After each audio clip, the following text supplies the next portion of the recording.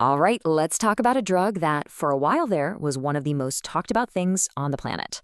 I'm talking about hydroxychloroquine. And its story, well, it's really a tale of two completely different identities. So the big question is, how does that even happen?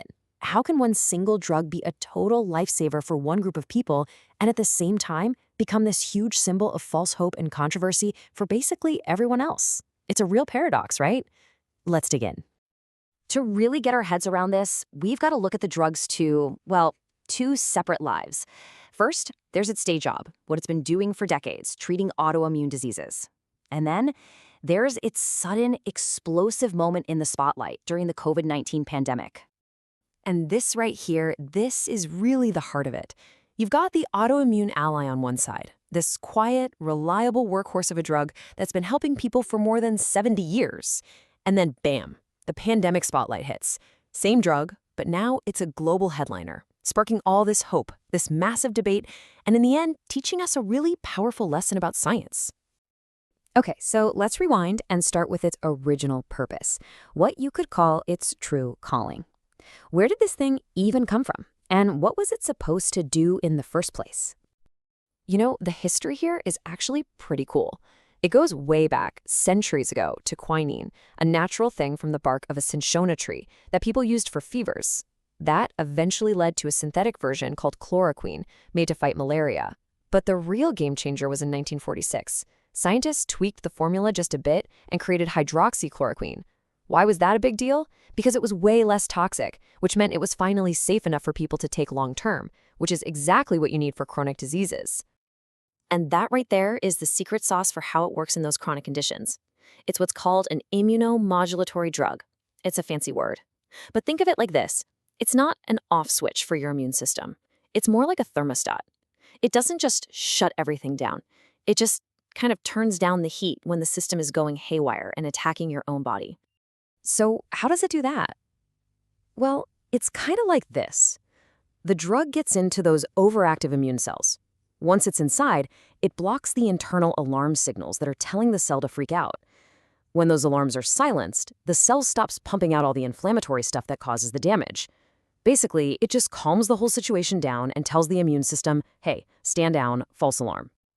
So what are we talking about here? What's its main job? Well, for people with diseases like lupus or rheumatoid arthritis, this drug is absolutely essential. It helps manage some really tough symptoms, joint pain, swelling, you name it. It's also used for a pretty rare infection called chronic Q fever. And I really want to be clear about how important this is. For someone with lupus, HCQ isn't just a nice to have. It's foundational therapy. This is the frontline defense that literally prevents their organs from being permanently damaged. It improves their chances of long-term survival. We're talking about a truly life-altering medicine for millions of people. Okay, so that's identity number one. But this quiet, steady, workhorse drug was about to get a brand new identity. And this one would make it famous for, well, all the wrong reasons. So cast your mind back to the early days of the pandemic. Some initial lab studies started popping up. And it's super important to remember, these were studies in test tubes, in vitro, not in actual people. But they hinted that maybe, just maybe, HCQ could block the coronavirus. And that idea, it just took off like wildfire. The hope was massive, but that's where the scientific process kicks in, right? Because when researchers did the big, proper human trials, the final evidence was crystal clear. For COVID-19, it just didn't work. And we're not talking about small, little studies here. These were massive, global trials, like the WHO's Solidarity Trial and the UK's Giant Recovery Trial. I mean, thousands and thousands of patients. And they all came to the exact same conclusion. Hydroxychloroquine didn't prevent infection, and it didn't help hospitalized patients get better. So the key takeaway here is that this wasn't some kind of 50-50 debate. The verdict was totally unambiguous. All the major players, the WHO, the FDA over in the US, the European Medicines Agency, they all landed on the same page. The scientific consensus was firm. The science was, for all intents and purposes, settled. But here's where the two stories, the two identities of this drug actually meet. And that's in the side effects. Because whether you're taking it for lupus or you were part of a trial for COVID, the risks are the same. And they are very, very real. Okay, so a lot of the side effects are what you might expect. They're pretty mild, things your doctor can help you manage. We're talking nausea, some stomach cramps, maybe a skin rash. Stuff that's pretty common with a lot of different medicines. But, and this is a big but, there is a very well-known and very serious risk: irreversible eye damage.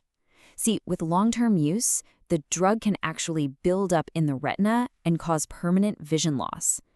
That's exactly why patients on it for autoimmune diseases have to get their eyes checked every single year.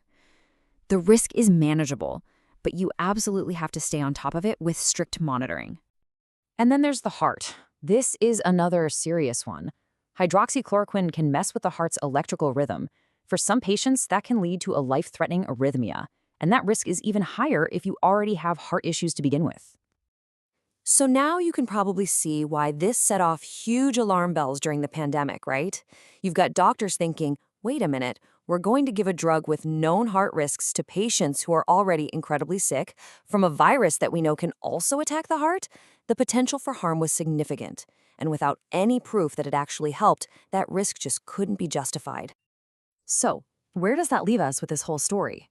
How do we make sense of these two totally opposite legacies for the exact same pill? Well, I think the final verdict really breaks down like this. In its role as an autoimmune ally, this drug is absolutely vital. It is a life-changing, foundational therapy when it's used correctly. But for COVID-19, the verdict is ineffective. It didn't work, but it did give us a powerful, unforgettable lesson in why we need to trust in rigorous, large-scale scientific trials. So I guess the biggest takeaway here is that context is absolutely everything. Hydroxychloroquine is a powerful, important tool when it's used for the right job. But it's not a panacea, it's not a magic bullet. And that leaves us with one last big picture thought to chew on. This whole story, it isn't really just about hydroxychloroquine, is it? It's a massive case study in how we as a society walk that incredibly fine line between hope and hype during a crisis.